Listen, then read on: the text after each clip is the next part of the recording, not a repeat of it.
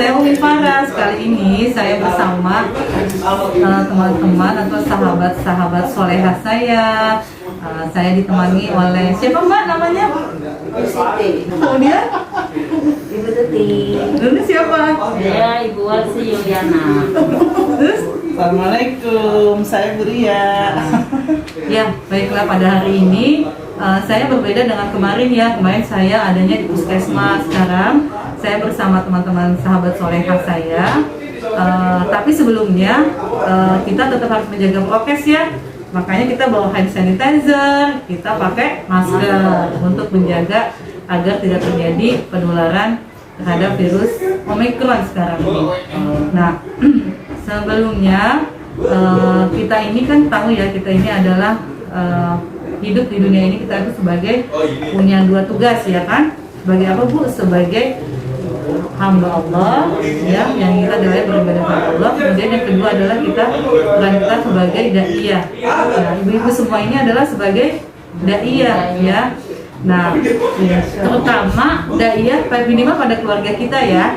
Nah, sekarang saya pengen nanya nih, bagaimana cara mendidik kita kan sebagai daiyah di rumah ya, kepada Bu Tuti dan Bu Tuti selama anak kita dari kecil sampai besar gitu ya, mana yang dianggap gampang untuk kita berdakwah kepada keluarga, di mana yang paling sulitnya? Ya dari Bu Tuti mungkin anaknya kan udah ada yang selesai kuliah ya. Ya, Coba kalau dari pengalaman pribadi saya, kalau dari sulitnya banyak ya Mi, sebenarnya paling dari awal kecil gitu anak-anak ya. Tapi yang paling membuat saya kuat sih karena saya yakin lebih cepat dengan contoh gitu ya. Jadi biasanya sebelum saya mengarahkan anak untuk apa, saya berusaha untuk mencontohkan terlebih dahulu. contohnya? Iya, misalnya untuk kegiatan sholat misalnya gitu ya. Sebelum kita mendekatkan kepada anak-anak kita nih, maksudnya sholat gitu ya, kita dulu yang nyontohin gitu ya. Misalnya kayak sholat subuh lah, kalau bisa kan supaya berjamaah nih ya anak-anak yang laki-laki, apalagi yang laki-laki biasanya kan saya dari umur TK biasanya anak-anak udah saya suruh ikut abinya ke masjid gitu ya. Jadi dari jam berapa sudah saya bangunin gitu nih, gitu. Ayo bangun deh gitu misalnya. Nanti kita mau sholat sama abi gitu. Ade harus ikut abi ya ke masjid gitu. Jadi dari jam berapa udah saya bangunin gitu. Jadi biasanya dengan cara itu akan lebih mudah gitu ya. Dan di rumah juga jangan kita cuma nyuruh tapi kita nggak nyontohin gitu. Intinya gitu aja.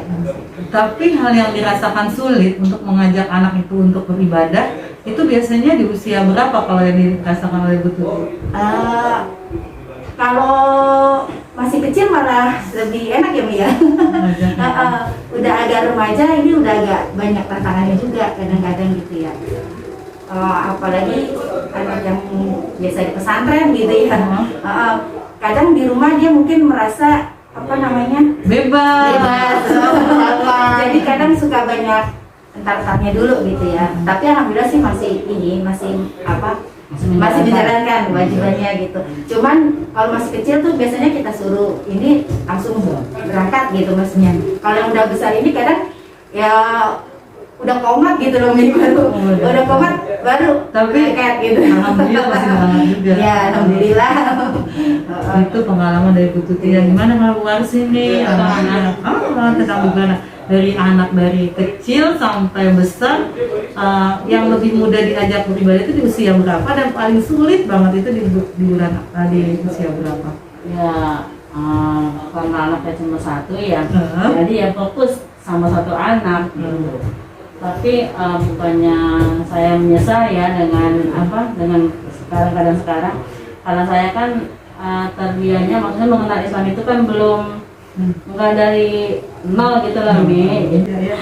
Sudah umur mengenal Islam secara tuh saya umurnya sudah lumayan agak banyak itu, udah umur berapa ya? Bukannya masih 17 tahun sekarang?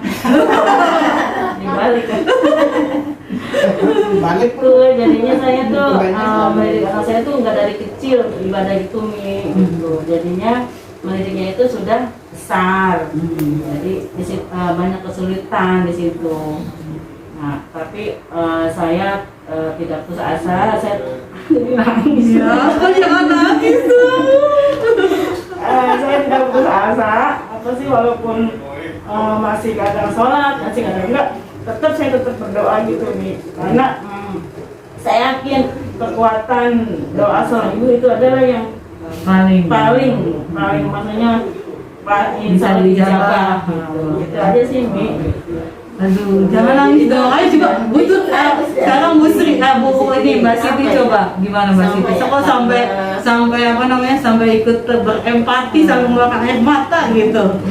Iya, karena anaknya juga cuma satu, jadi ininya juga fokus ke dia. Kalau waktu kecil sistemnya dijadwal ya. Ketika dijadwal dia ngikut-ngikut aja. Ketika jam segini sholat, ntar sini baca ini dijadwal gitu ngikutin. Tapi udah semakin sekarang karena pengaruh libur kemarin ini kan banyak di rumah, jadi lebih banyak ke online gitu kan, otomatis megang HP terus. Jadi itu spontan ke HP, jadi ketika dijadwal udah mulai nggak teratur jadwalnya gitu. Cuman harus diingetin terus, tapi tetap walaupun telat-telat tetap dilaksanakan. Cuman ya tadinya berangkatnya sebelum komat, sekarang udah mendekati komat gitu. Kayak tugas tilawah, kalau ini kan ada tugas duha, tugas setoran tilawah, berapa lembar gitu kan. Kadang zuhur aja udah kelar nih ketika ini, tapi pas udah kesininya isya baru selesai gitu. Jadi semakin molor tapi tetap dilaksanakan. Jadi kita ya tetap harus ini dulu. Iya, teriak-teriak lah. Gak apa-apa, yang penting anaknya mau ya. Kalau Buria bagaimana nih? Masih kecil ya anaknya, jadi lebih gampang loh. Masih ini 6 tahun nih. Tapi masih mudah kan? Dari kata Bu Tuti kan lebih mudah di usia kecil katanya. 6 tahun. Ya itulah pengaruh lingkungan ya. Kalau sampai saat ini sih ikut-ikutan kayak sholat itu masih kadang-kadang gitu. Ngaji juga. Ya masih kadang-kadang semangat, kadang-kadang enggak gitu. Jadi ya termasuk kesulitan juga ya buat saya gitu, bagaimana caranya gitu ya supaya minimal mau masuk SD kan itu ya huruf hijaiyah tahu gitu, huruf itu bisa tahu gitu, tapi sampai saat ini sih belum semua gitu, makanya kesulitan juga buat saya gitu. Apalagi seorang guru ya. Iya. Dituntut masa ada guru nggak bisa apa-apa gitu ya. Buat saya ya Allah gitu ya. Apa ngajarin anak orang tapi anak sendiri Nggak bisa. susahnya gitu ya.